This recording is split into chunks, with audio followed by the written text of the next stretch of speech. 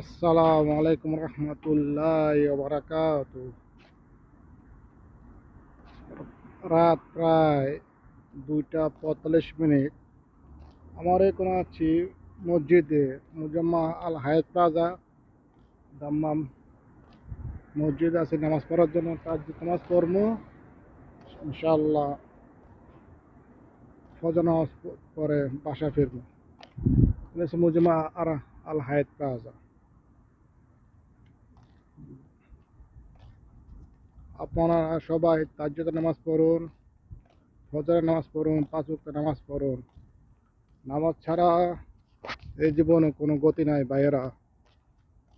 আলহামদুলিল্লাহ, আমি প্রায় 2000 জুলাই 16 তারিখ সৌদি আরব আসলাম।